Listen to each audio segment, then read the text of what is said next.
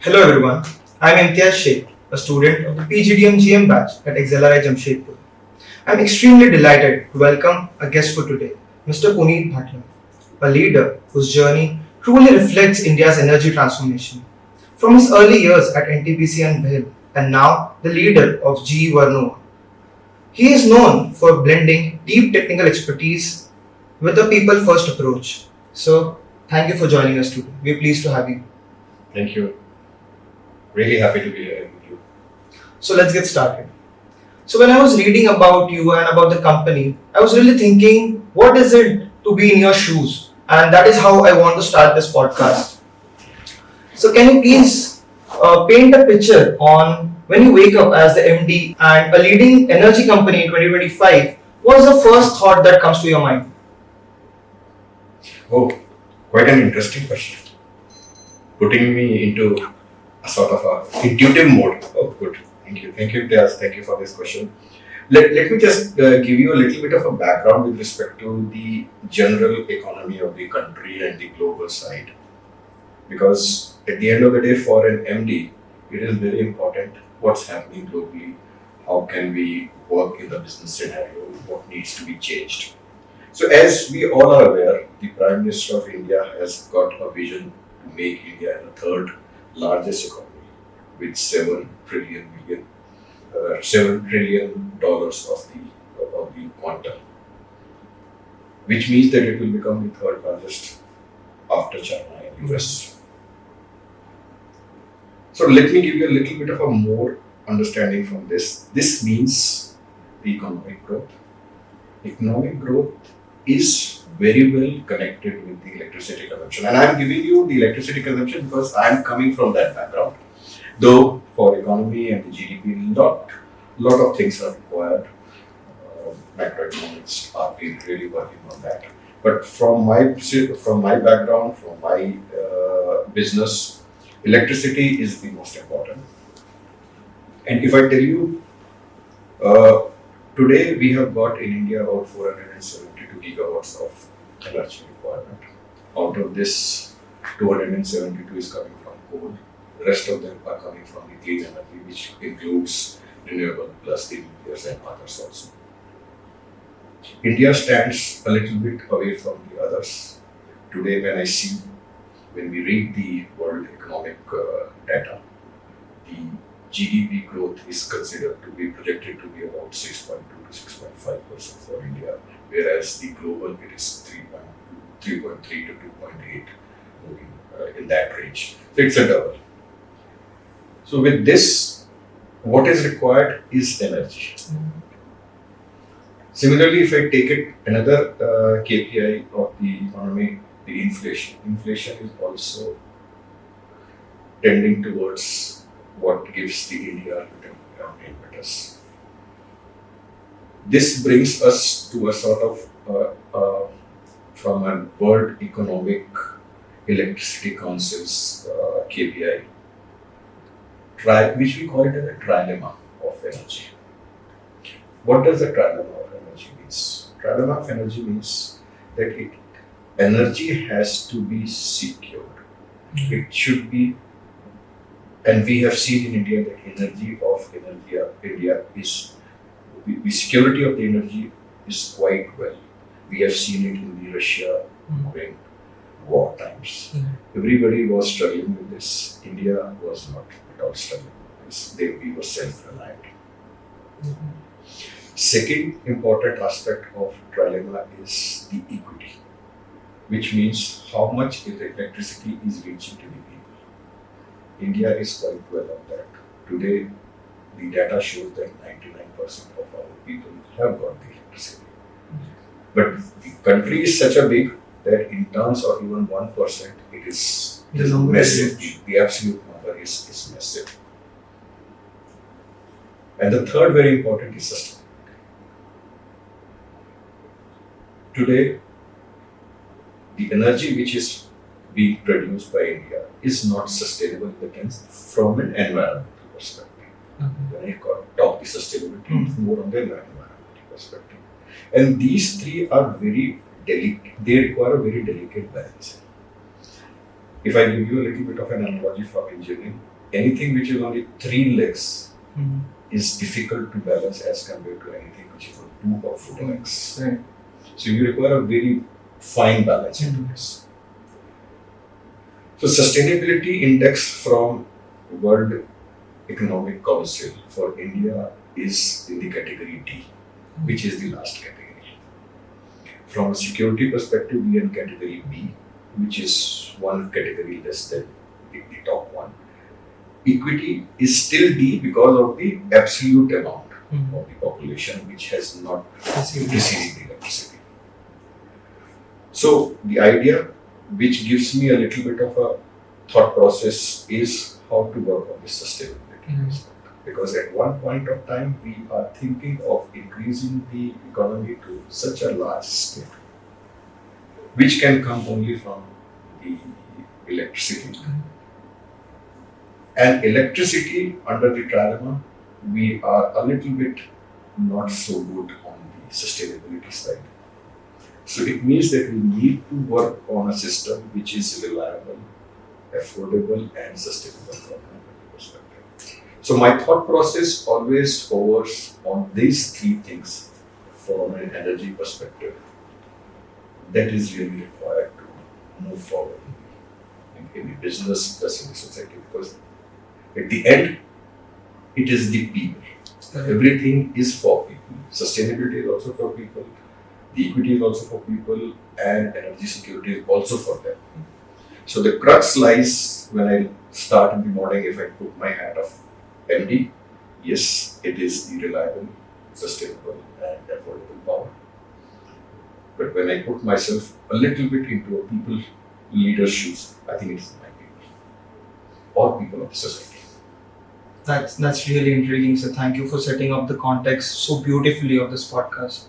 I think it reflects to me how people are at the core of energy transition of India. Exactly. And now that you speak about coal being the dominant power, I would like to understand from a common man perspective, when we see that coal is dominating, even though there are a lot bigger ambitions about clean energy. So is coal really the villain of a story, or there is a little intuition to the story and the story is a little more complicated, which doesn't meet the eye? Okay, let me continue it from my previous answer. Today the data shows that it's only about 8.5% of our resources which we are using in a circular economy. Okay. It means if we are using 100 resources, it's only 8.5 which is being circular, which means you use them and you replenish them. So this is bringing the world to a three big big global risk. One is the environment, one is the climate, second is the biodiversity, and third is the sustainability of the environment perspective. India has been quite good into this so far. From a COP21 actions, India is the only country which has actually overachieved its commitment so far, but still a long journey to go. We have got a commitment of having net zero by 2070. We want to have our renewable by 2030 by 500 gigawatts. These are enormous things. Now to get to this,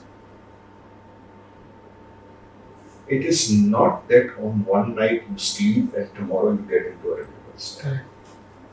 Because even to get into the renewable, you still need an electricity. Yes.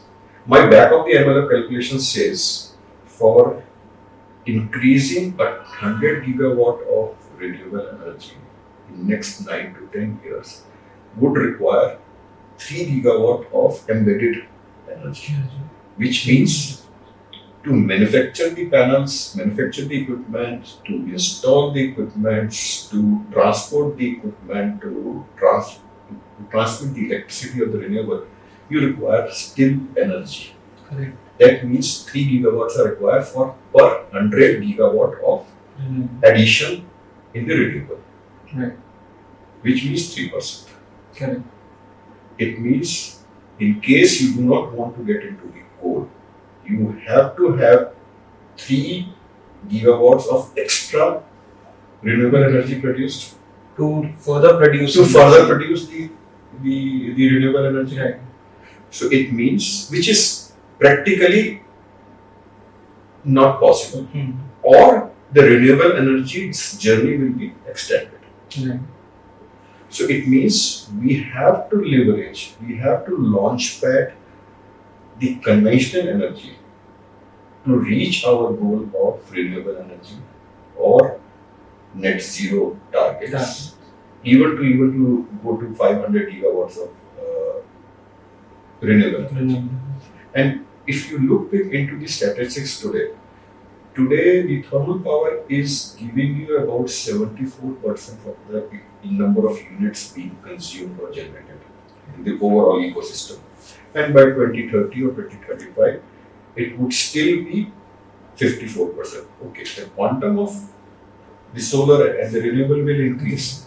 The pace with which the conventional thermal power is increasing will decrease, but still this will be a sizable. So I would be a little bit reserved in saying that coal is a win. I think coal is an enabler to reach where we want to reach. I think we should see coal as a bridge. It's a bridge. And if you look back, India has also taken a call, latest call is that they want to phase down, not phase out coal, which they have now understood it.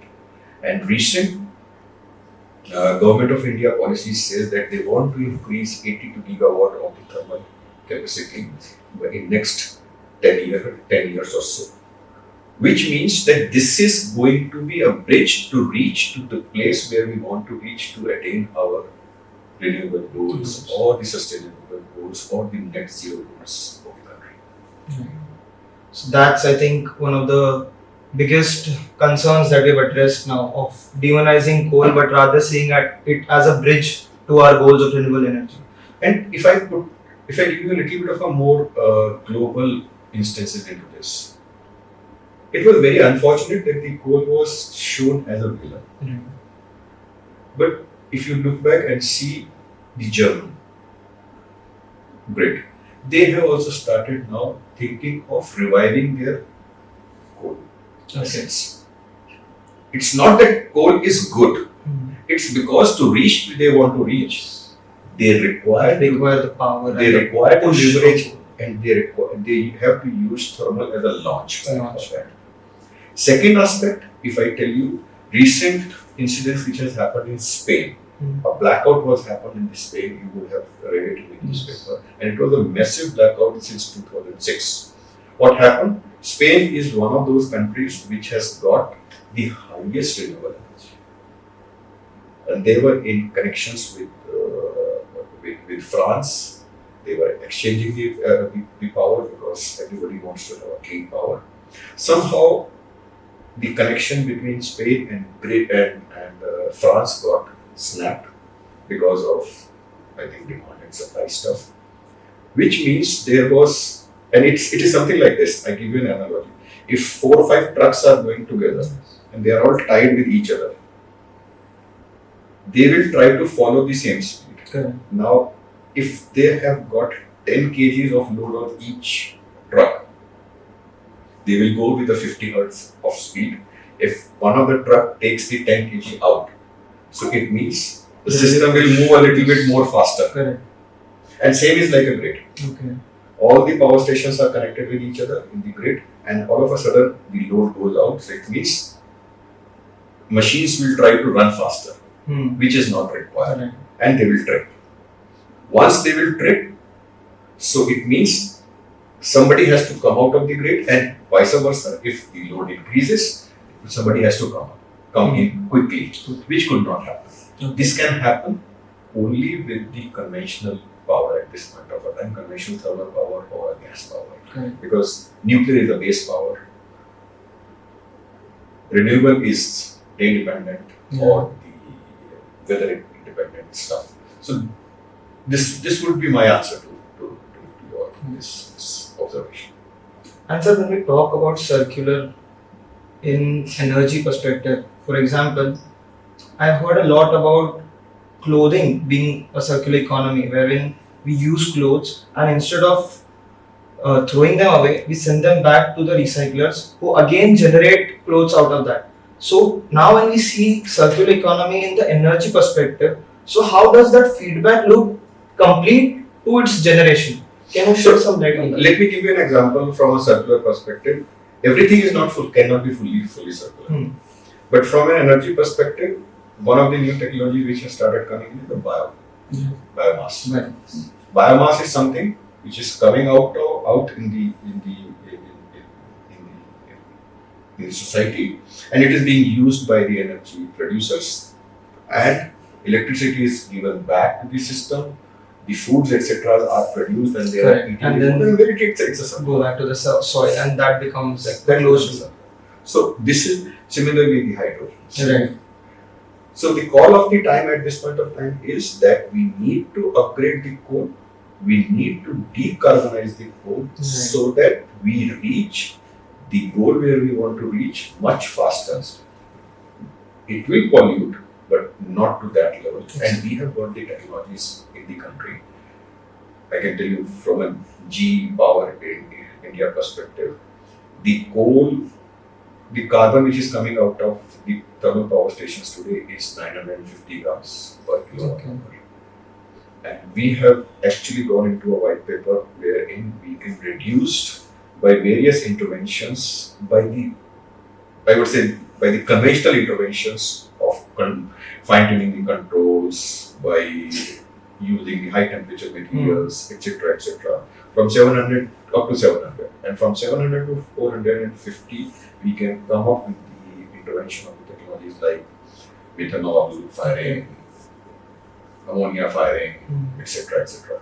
So there are technologies which are available in the country, in the globe, which can be leveraged to get to that final goal which we want to. Okay.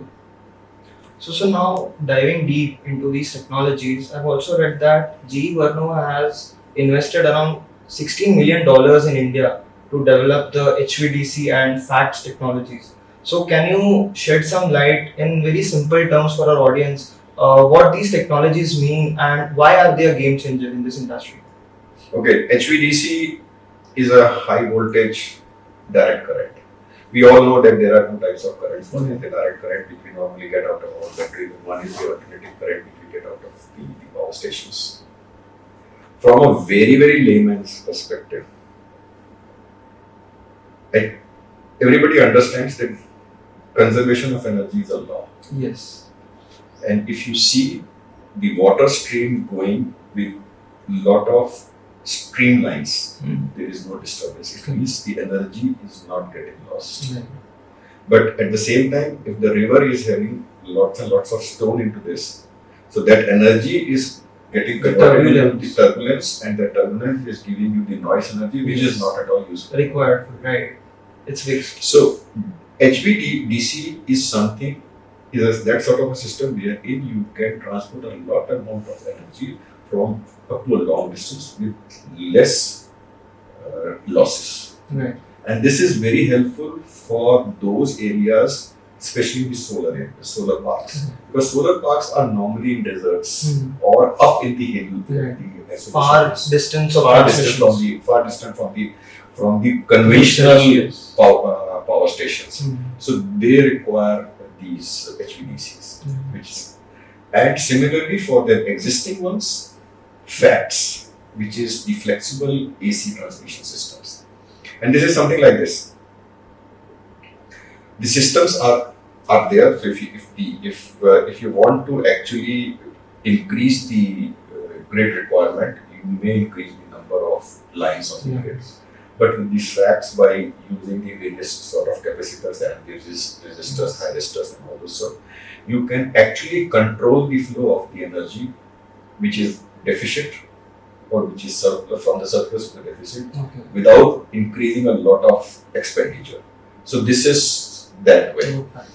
I can put it in this way that electricity, let me put it more from a common man's perspective. when electricity is transmitted from one place to another place, it has got two components. One is called as an active power, and one is called reactive. Reactive power.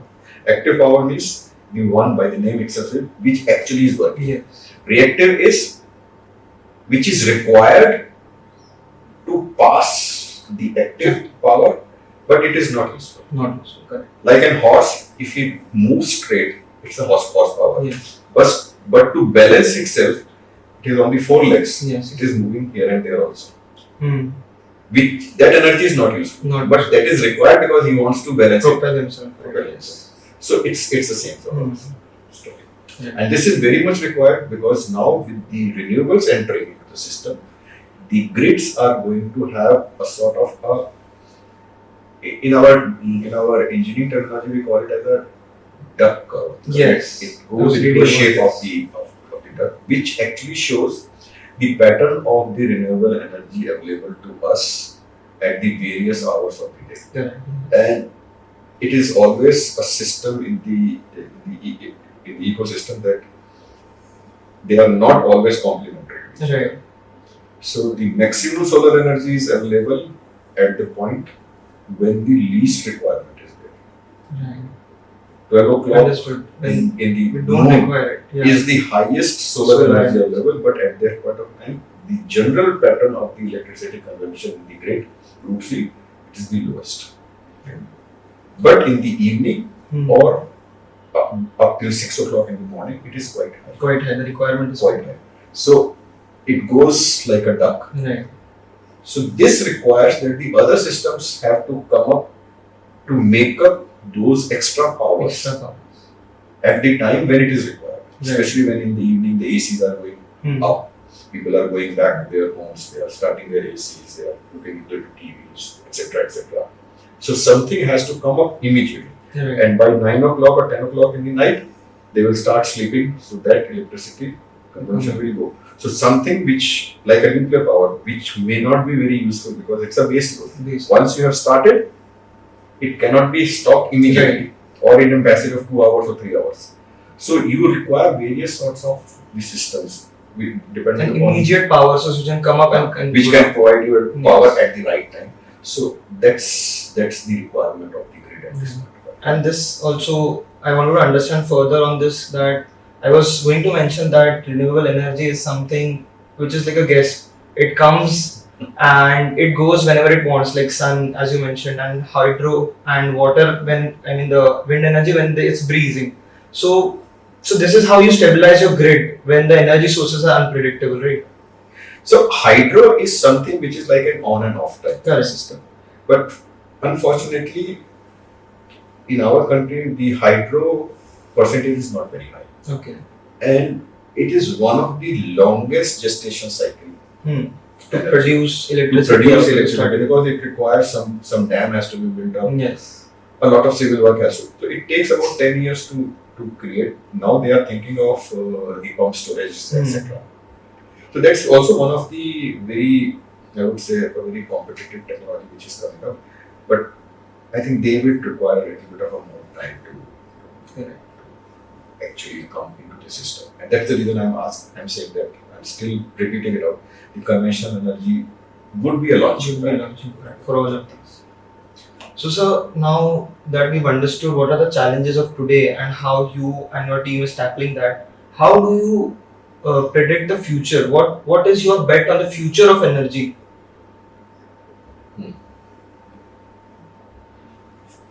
I think if I sum up the discussions what we have done so far, what is the requirement? The requirement for today is that anything which can come in like a switch on, switch off sort of a stuff would be a requirement of the system. Okay. What is bet? Bet is what fulfills the Demand situation. Yes. What fulfills the situation. And anything which has got a capability of switching off and switching off at the right time, within the right duration, would be the call of the time. And it includes pump storages, it includes batteries, it includes anything which is from a the earlier system of a massive centralized system, anything which is decentralized would be a call of the time. And I really like how we are looking at it from a necessity perspective. And talking about that, now it's the world of AI. And I was intrigued reading how AI can be utilized in energy management, in grid stabilizing, or in predicting the downtime so that the switching can happen more efficiently. So, in your experience, how has AI enabled better efficient energy management systems? So AI is in a developing phase at this point of a time, and we have used AI in the power generation also. Where I said earlier, the idea is to have the reliable, affordable, and sustainable energy. There, the AI comes into picture because up till now we have been doing all the preventive maintenance. AI and the data-driven mathematics can give us basically previous data. They can predict what is going to happen. Okay. So that is would be the future. So asset performance monitoring is something which is nowadays being used by Tata's. So that has been a product which we have developed from our side. Then in predicting the energy requirement, the spot pricing, Right. what should be the spot pricing which a utility should be doing. Yes. Here they would be quite useful over here. Similarly, predicting for the fact The transmission. transmission side, which grid is going to get down or can go down. Correct. How can the capacitors be switched on and switched off would be an AI-enabled stuff. And that would really change your maintenance systems, as you mentioned, by Because upgrading. because from the preventive it is going into the predictive one. Right. And the predictive one will also give you the scope, because when the earlier it was the preventive stuff. So you Correct. open everything, you clean everything. Yeah. Now it is going to tell you that this handle is going to be the only problem. So Yeah. put your concentration only on the handle, not on the complete And then you can also better utilize that product. Maybe sometimes if it's predetermined to do it in 6 months, we replace components in 6 months, even though it might have a larger layer. Exactly. So this gives you this ecosystem is from every perspective. And again, I'm touching it back with it's sustainable. Sustainable, yes. Because what is sustainability? We are a consumeristic society. We are consuming. We are not at all returning back. Right. Consuming can be reduced by reducing your hunger, by reducing what you said as an example, that if required, a part has to be removed, then it should be removed. Yes. Because at the end of the day, you are going to extract the the minerals out of the mine. Yes, correct. So it's again related back to those three things: reliable, sustainable, and affordable. And so now that we've talked about technology and in this transformation of energy that India is going through, another aspect is people, as you mentioned in the beginning of your answer. So coming back to the power side and the people side of it. So when we talk about that we are decreasing our reliance on coal and other conventional sources, how are we managing the people who are employed in coal reliant jobs? And secondly, how are we maintaining the affordability of the energy for everyone? So affordability aspect, I think we have just already touched about, because at the end of the day, when the consumerism is going to reduce, your economy will automatically going to Okay. increase. Once you get the scale, Okay. everything which is in the prototype will be a High price. price, yes. High price. When you get into the volumes, everything gets into. Now the question of the talent which is there in the coal industry today, Yes. what is going to happen with that? Whatever we are doing in the world, yes, we are doing it only for people. Okay. If people are not there, we do not require anything. We do not require any energy, we do not require coal, we do not require renewable, we do not require any business. So at the end of the day, it's all people-centric. Let me give you a little bit of an analogy. I have seen those days when we were doing the calculation. I'm quite sure that you are quite young and you would have not heard about this thing. We were doing the calculations by slide rule. Oh. do not know whether you have seen it or I have not. not Maybe seen it, but I've just heard Google it yes. out when the interview is done. Then probably Google it out and you will see how difficult it was to implement it. Then came the logbooks. Okay. Then came the scientific calculators. Yeah, that we used to do. Similarly, the typewriter was converted by the Word documents. Yes. So the people were reskilled. The job will not remain same for them. Right. They will get reskilled and they will be used somewhere else. Mhm. Even if it is an AI, tell me, is AI workable without people? No. Because at the end of the day, people are going to put the algorithms. Correct. AI doesn't know by itself how to read it. Right. So it will be the reskilling of the people. At the end of the day, say for example, who is sitting on the dispatch desk of a power station Okay. Let's see. would still be sitting on a dispatch desk of a solar power. Solar power system. Maybe the mechanical engineer of a thermal power station would not be sitting over there because solar is all electric. Wind power is also all electric. So they will get reskilled. Hmm. But till 2070, I am talking of India, I think nothing is going to happen on to this skill. Because rather, the skill is something which is would get into, I would say, shortage. Because none of the new generations are coming into the power stations. Right. Everybody wants to work in. AI and AI. technology, machine learning. Nobody wants to go into the hardcore mechanical stuff, get their hands dirty. So I do not feel it's all theoretical that there would be a lot of job losses and all those stuff. But I do not feel at least for 2070, 2080 on the ground. That's Rather the people who are more experienced, they would be more valuable. Thank you for sharing your thoughts and a very people-centric approach to this transition that India is going through. And now that we're talking about reskilling and skill development, what is that one advice that you would like to give people like us, aspiring leaders and MBAs who will be joining such industries? Quite relevant, quite relevant. You guys are the future. So only one pragmatic advice to you, all of you, not to you, to all of you. Never leave the conventional solutions. Never leave the conventional solutions. Always use the conventional solutions as a launching pad for the new solutions. Right. You cannot throw away the old thing Right. in one go. They will phase out. Right.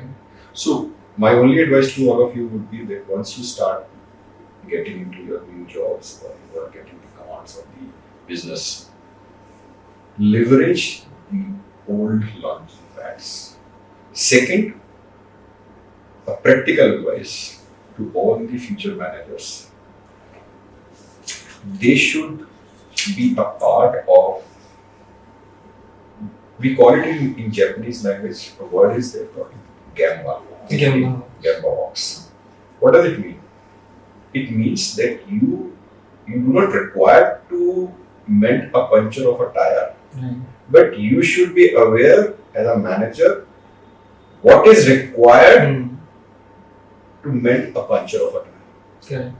Knowing things on the floor is important. You should be knowing that. So my biggest advice to all the young managers is leave your desk, get to the field. Field could be anything. Field could be a power station, field could be a manufacturing thing, field could be, if it's a, say for example, advertising stuff, field could be a stage. Go there, find out how a stage is made. Okay. Then you will become a people focus. Right. Once you become a people focus, you will start finding out the deficiencies in the system. So my advice to the young colleagues would be that. That's, I think, the most relevant piece of advice that I've received. Thank you so much, sir. So, sir, now switching gears and moving to another section of this interview is what I called as the rapid fire questions, where the answers are short but impactful. Okay. So, sir, are you ready? Let me take it. So the question one is one word to describe India's energy future. Bright and perfect and sustainable. Biggest game changer technology in the next 5 years. The one which can serve this situation. What percentage of India's renewable energy will be in 2030? I think it would be double than before.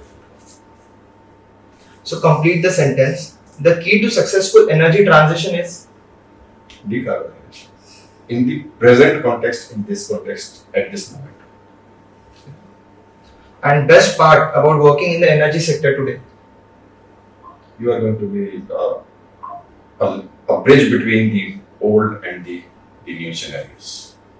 That's going to be that's a fun.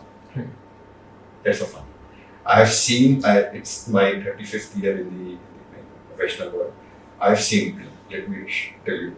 I've seen the drawings prepared by my own hands. Then in an AutoCAD. Those AutoCADs in black and white. Then into a color AutoCAD. Then into the 3D. So we have seen those. So once you are in the transition, you keep learning. You become a sort of a bridge from an old to a new. So whosoever gets into the energy sector, please enjoy the moment rather than thinking, I'm in this. Tomorrow there would be a new technology might come in. This is Change is inevitable. the law of a society. That Right. everything will keep on changing. It's a Darwin's theory. Everything will keep on evolving. Not only living things, even the technology is going to be there. So live in present, enjoy, give the best to the present. That Thank you. Thank you so much, sir, for this eye-opening talk from the realities of the energy sector to inspiring possibilities. And thank you for adding clarity, depth, and vision in this conversation. From all of us on behalf of XLRI and our viewers, I really thank you for your time for the podcast. Thank you. Thank Thank you you so much. everybody. Thank you. Thank you.